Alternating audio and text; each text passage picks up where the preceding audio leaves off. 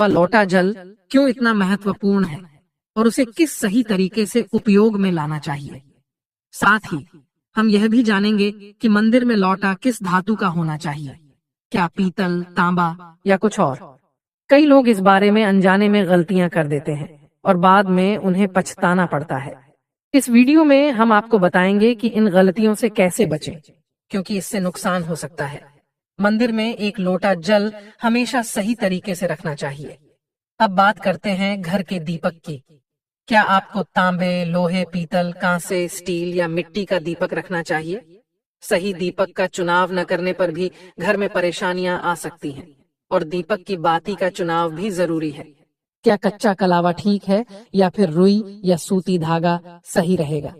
इन छोटी छोटी बातों की अनदेखी से पितृदोष, शनि दोष, काल सर्प दोष या गरीबी जैसी समस्याएं हो सकती हैं। दोस्तों, यदि आप इस वीडियो को बीच में छोड़ने का सोच रहे हैं तो आप अभी छोड़ सकते हैं, लेकिन कृपया ध्यान रखें, अगर आप लक्ष्मी माता का अपमान करते हैं तो यह आपके लिए शुभ नहीं रहेगा। अब बहुत से लोग यह सवाल पूछते हैं कि मुख्य द्वार पर जल छिड़कने का सही समय और तरीका क्या है। क्या इसे स्नान के बाद करना चाहिए या बिना स्नान के भी किया जा सकता है? और क्या झाड़ू लगाने से पहले जल छिड़कना चाहिए या बाद में?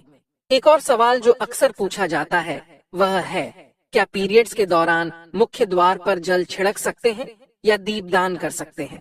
और जब मुख्य द्वार पर जल चढ़ाएं तो इसे अंदर की तरफ से चढ़ाएं या बाहर की तरफ से? फ्लैट या किराए के घर में रहने वाले लोग भी पूछते हैं कि मुख्य द्वार पर दीपदान और जल छिड़कने का सही तरीका क्या है। आज का वीडियो इन्हीं सवालों के जवाब पर आधारित है। सबसे पहले हम यह जानेंगे कि घर के बाहर और अंदर दीपक जलाने के क्या फायदे हैं।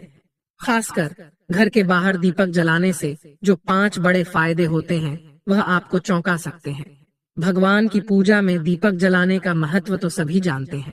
हिंदू धर्म में देसी घी या सरसों के तेल का दीपक जलाना बेहद शुभ माना जाता है तथा तिल के तेल का दीपक भी जलाया जाता है। लेकिन भगवान के सामने दीप जलाना केवल पूजा का एक तरीका नहीं है, बल्कि घर के अंदर और बाहर दीप जलाने से कई लाभ मिलते हैं। दीपक जलाने से न केवल सकारात्मक ऊर्जा उत्पन्न होती है, बल्कि 5 बड़े फायदे भी मिलते हैं। तो आइए जानते हैं। नंबर 1, पृथ्वी से अंधकार दूर होता है। घर में दीपक जलाने से न केवल घर का अंधकार दूर होता है, बल्कि यह नकारात्मक ऊर्जा को भी घर से बाहर कर देता है। जहां दीपक जलता है वहां सकारात्मक ऊर्जा का वास होता है। स्वाभाविक है कि जहां सकारात्मक ऊर्जा होगी वहां भगवान का भी वास होगा। इसलिए शाम होने से पहले दीपक जलाना शुभ माना जाता है। तेल से जलने वाले दीपक का असर उसके बुझने के बाद भी आधे घंटे तक बना रहता है, जबकि शुद्ध देसी घी का दीपक वातावरण को करीब 4 घंटे तक सकारात्मक रखता है। नंबर 2, दीपक जलाने का वैज्ञानिक लाभ। जब घर में शुद्ध घी या सरसों के तेल का दीपक जलता है तो उसके धुएं से घर के माहौल में सात्विकता आती है। यह धुआं हानिकारक कणों को नष्ट करता है और वातावरण को शुद्ध बनाता है। नंबर 3, सुख समृद्धि का वास। जिस घर में भगवान के सामने दीप जलाया जाता है वहां माता लक्ष्मी की कृपा बनी रहती है। ऐसे घर में सुख समृद्धि का वास होता है। दीपक को पूर्व दिशा में रखने से व्यक्ति दीर्घायु होता है और उत्तर दिशा में रखने से धन संपन्नता बढ़ती है।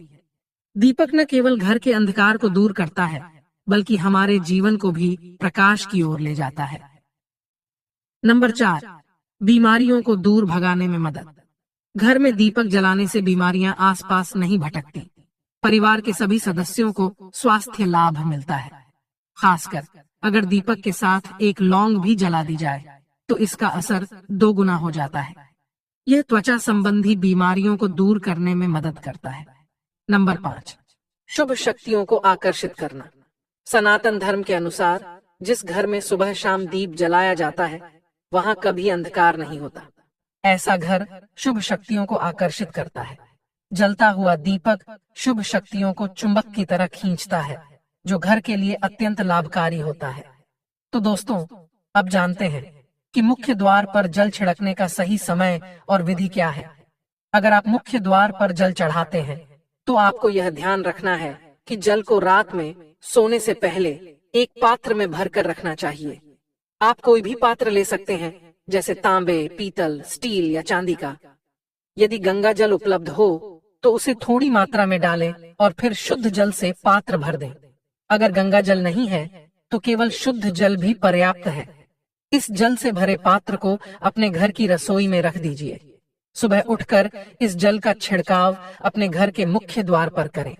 मुख्य द्वार पर सुबह सबसे पहले छिड़का गया जल घर की सभी समस्याओं को दूर करता है। यदि आप नकारात्मक ऊर्जा, मानसिक परेशानी, आर्थिक तंगी या वास्तु दोष से परेशान हैं, तो यह उपाय आपकी मदद करेगा। रसोई में रखा जल मुख्य द्वार पर छिड़कने से आपके घर की परेशानियां समाप्त हो सकती हैं। यह उपाय न केवल वास्तु दोष और पितृदोष को समाप्त करता है, बल्कि तंत्र मंत्र या बुरी नजर के प्रभाव को भी खत्म करने में सहायक है। इस उपाय को नियमित करने से घर में सुख समृद्धि बनी रहती है और बीमारियों से भी मुक्ति मिलती है।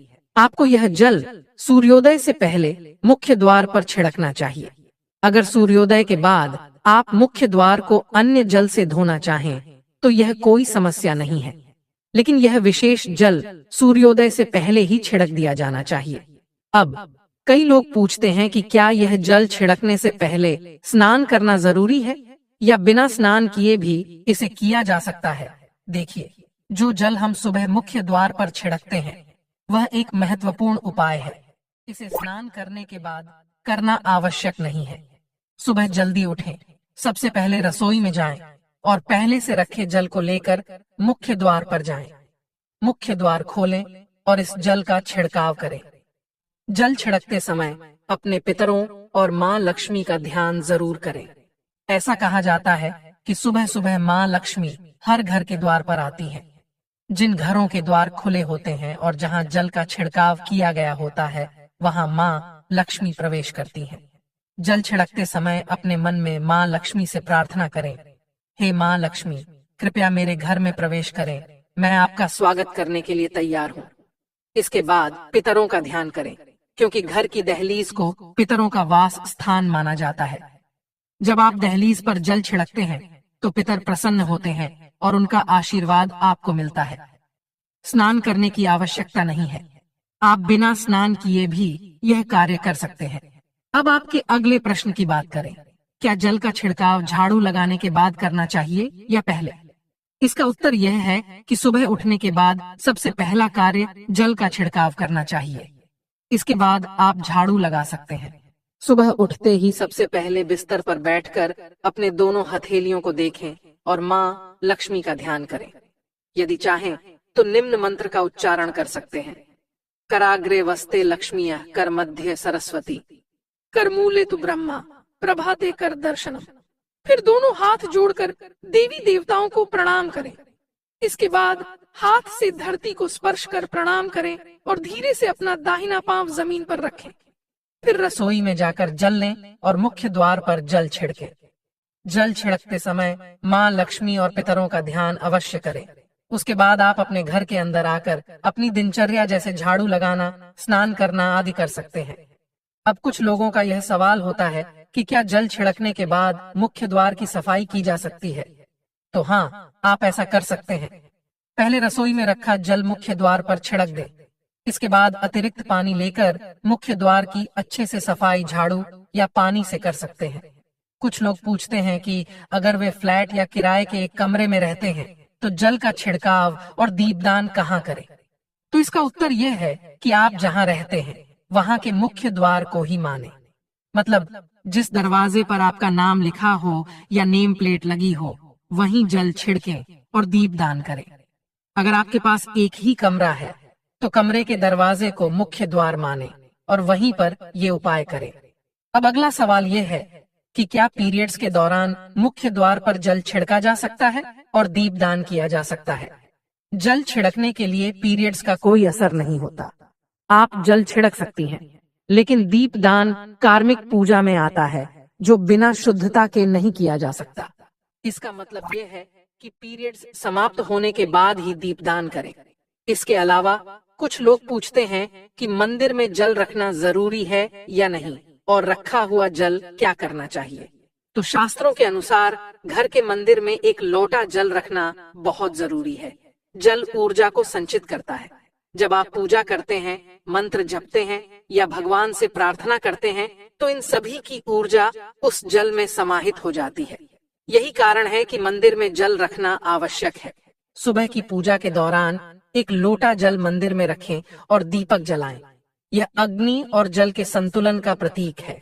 पूजा के बाद इस जल का उपयोग शुभ कार्यों में करें, जैसे पौधों में डालना या घर में छिड़काव करना। ये सकारात्मक ऊर्जा को बढ़ाता है।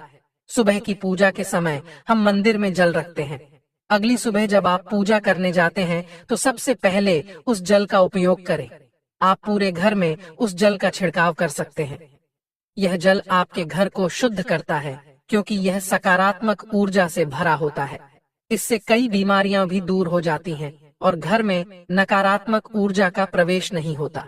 अगर आप नियमित रूप से इस जल का छिड़काव करते हैं तो आपके घर की समस्याएं धीरे धीरे खत्म हो जाती हैं। कभी कभी लोग यह शिकायत करते हैं कि दवाइयां असर नहीं करती।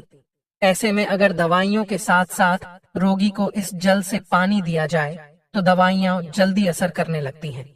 इसी तरह अगर परिवार में कलह और झगड़े रहते हैं तो परिवार के सभी सदस्य इस जल को थोड़ा थोड़ा पी सकते हैं। इससे धीरे धीरे सकारात्मक विचारों का प्रवाह शुरू होता है और घर में शांति और समन्वय आता है। अगर आपका कोई व्यापार है या दुकान है तो इस जल का थोड़ा सा छिड़काव वहां भी करें। यह आपके व्यापार को सफल बनाता है और किसी भी तरह की परेशानी से बचाता है, क्योंकि यह जल बेहद सकारात्मक ऊर्जा से भरा होता है। अब बात करते हैं कि मंदिर में जल क्यों रखा जाता है। जल को अमृत माना जाता है और यह देवी देवताओं के लिए विशेष महत्व रखता है। मंदिर में एक लोटा जल रखना उतना ही आवश्यक है जितना कि आप रोजाना भोजन करते हैं। जब हम भगवान की पूजा करते हैं तो तांबे या पीतल के पात्र में एक लोटा जल जरूर रखना चाहिए। यह जल एक सागर की तरह होता है और हमारे जीवन के दुखों को समाप्त करने में मदद करता है। यदि कोई व्यक्ति भगवान को रोजाना भोजन नहीं कर सकता तो वह मंदिर में एक लोटा जल रख सकता है, जिससे उसकी पूजा पूरी होती है, ताकि भगवान इसे ग्रहण करें और यह जल रूपी प्रसाद अगले दिन सुबह आप प्रसाद समझकर ग्रहण करें। लेकिन याद रखें, मंदिर में रखा जल कभी भी तुलसी में अर्पित नहीं करना चाहिए, क्योंकि यह जल सभी देवी देवता ग्रहण करते हैं। हाँ, अगर आपके घर में लड्डू गोपाल या राधा कृष्ण हैं और आप एक लोटा जल उनके लिए अर्पित करते हैं, तो आप अगले दिन यानी सुबह के समय वह जल तुलसी में चढ़ा सकते हैं। मंदिर में रखा जल अगले दिन यानी सुबह अपनी आंखों को धोने के लिए प्रयोग करें। सिर्फ आइस नहीं, मूव कूल थेरेपी मतलब मूव कूल। इससे आंखों की रोशनी बढ़ती है और आंखों की बीमारियां दूर होती हैं। शास्त्रों के अनुसार जो लोग मंदिर में एक लोटा जल भरकर नहीं रखते, उनके घर में अकाल पड़ जाता है, घर की स्थिति खराब हो जाती है, परिवार में मुसीबतें आ जाती हैं और गरीबी का सामना करना पड़ता है। आप चाहे तो एक लोटा जल में फूल आदि डालकर रख सकते हैं, जो बहुत शुभ माना जाता है। मंदिर में रखा जल का एक और उपयोग यह है कि इसे घर की रसोई में, खाना बनाने में या पीने में भी प्रयोग कर सकते हैं। लेकिन यह जल तभी इस्तेमाल करें जब आपके घर में सात्विक भोजन बनता हो। अगर लहसुन या प्याज का इस्तेमाल होता है तो इस जल का प्रयोग खाना बनाने में नहीं करें। इस जल को परिवार के सभी सदस्य थोड़ी थोड़ी मात्रा में पी सकते हैं और बचा हुआ जल आप घर के पौधों में डाल सकते हैं।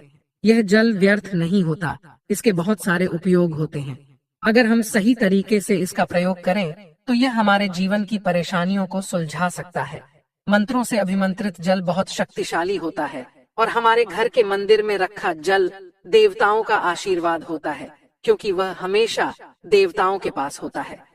इस जल में सभी सकारात्मक शक्तियां समाहित होती हैं और अगर हम इसका सही प्रयोग करें तो यह हमारे जीवन में सकारात्मक परिवर्तन ला सकता है। मतलब आप जल को पीने, खाना बनाने, घर में छिड़काव करने में इस्तेमाल करते हैं तो इससे हमारी समस्याओं का समाधान होता है। और अगर कोई भी कार्य नियमित तौर पर किया जाता है तो हमें उसका लाभ जरूर मिलता है। कभी कभी करेंगे तो उतना लाभ दिखाई नहीं देगा, लेकिन अगर आप नियम बना लें कि हर रोज उसी जल से घर में छिड़काव करना है घर के हर व्यक्ति को थोड़ा थोड़ा पीने के लिए देना है। बचा हुआ जल पौधों में डालना है, दुकान पर छिड़कना है, व्यापारिक स्थल पर छिड़काव करना है, बच्चों की किताबों और तिजोरी में छिड़काव करना है, तो आपको निश्चित ही चमत्कार देखने को मिलेगा। इसी तरह से जो रसोई में रखा हुआ जल होता है, उसका छिलका आप अपने घर के मुख्य द्वार पर रखें, तो इसका लाभ बहुत जल्दी दिखाई देगा। लेकिन इसे अपने रूटीन में शामिल करना होगा और प्रतिदिन नियम से यह कार्य करना होगा, तभी आपको लाभ मिलेगा।